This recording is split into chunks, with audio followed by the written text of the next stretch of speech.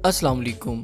Kidney stones, जिन्हें नेफ्रोलिथाइसिस या यूरोलिथाइसिस भी कहा जाता है, हमारी किडनीज में मुख्तलिफ मिनरल्स और साल्ट्स के जमा होने से पैदा होते हैं।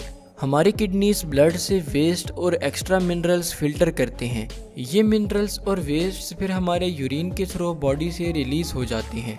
अगर हमारी बॉडी में मिनरल्स जैसे कि कैल्शियम, ऑक्जेलेट वगैरह की कंसंट्रेशन ज़्यादा हो जाए तो ये मिनरल्स हमारी किडनीज में डिपॉजिट होकर क्रिस्टल्स बना देते हैं। ये क्रिस्टल्स आपस में कंबाइन होकर हार्ड और टफ स्ट्रक्चर बना देते हैं, जिसे किडनी स्टोन कहा जाता है। Types of kidney stones.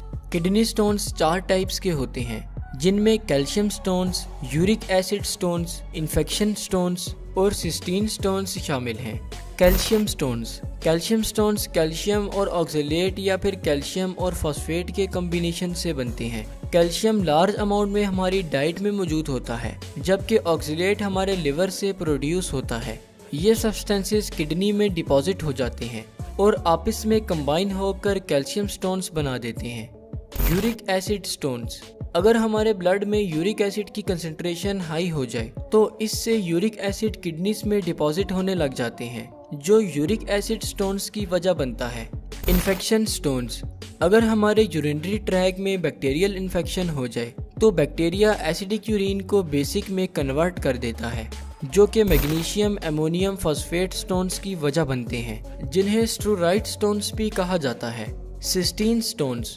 Cysteine stones अक्सर उन लोगों में बनते हैं जिन्हें रेयर हेरिडिटरी कंडीशंस हों, जिसे सिस्टीनूरिया भी कहा जाता है। सिस्टीनूरिया के पेशेंट्स में किडनी सिस्टीन अमाइनो एसिड्स को यूरिन से रीअब्सॉर्ब नहीं कर पाते और सिस्टीन किडनीज में डिपॉजिट होकर सिस्टीन स्टोन्स बना देते हैं। ऐसे लोग जिन्हें सिस्टीनूरिया हो, उनकी किडनीज में सिस्टीन की डिपोजिशन पैदाइश से ही शुरू हो जाती है। Causes of kidney stones. Kidney stones की कोई एक स्पेसिफिक कॉज नहीं है, अलबत्ता कुछ रिस्क फैक्टर्स जो किडनी स्टोन्स की वजह बनते हैं, उनमें डिहाइड्रेशन यानी कि बॉडी में वाटर की कमी हो जाना। ऐसी कंडीशन में हमारा ब्लड विस्कस यानी कि थिक हो जाता है और किडनीज से मिनरल्स फिल्टर नहीं हो पाते, जबकि मिनरल्स किडनीज में डिपॉजिट होने लग जाते हैं, जिससे किडनी स्टोन्स के चांसेस बढ़ जाते हैं। अगर हमारी डाइट में प्रोटीन्स, शुगर्स और साल्ट्स जैसे कि सोडियम वगैरह की कंसंट्रेशन ज़्यादा हो तो ये हमारी किडनीज में कैल्शियम और यूरिक एसिड स्टोन्स की वजह बन सकते हैं। कुछ डिजीजेस और सर्जरीज जैसा कि क्रोनिक डायरिया और गैस्ट्रिक बाईपास सर्जरी वगैरह हमारी बॉडी में मिनरल्स के बैलेंस को डिस्टर्ब कर देती हैं और ये भी किडनी स्टोन्स की वजह बनती हैं।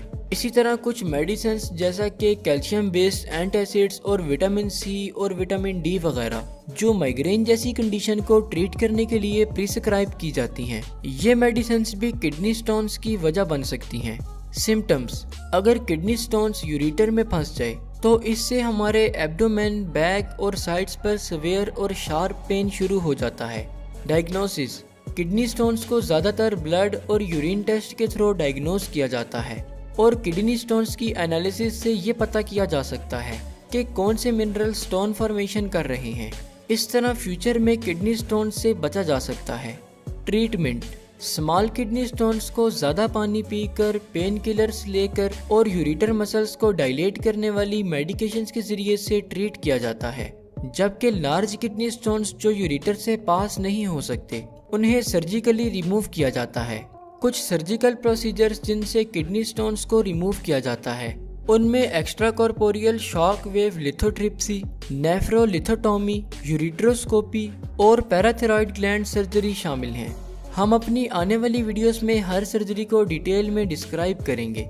अगर आपको इस वीडियो को लेकर कोई भी सवाल हो या फिर आप हमें कोई टॉपिक सजेस्ट करना चाहते हो तो आप हमें हमारे फेसबुक पेज के थ्रू रीच आउट कर सकते हैं, जिसका लिंक आपको वीडियो के डिस्क्रिप्शन में मिल जाएगा। शुक्रिया। अल्लाह हाफिज़।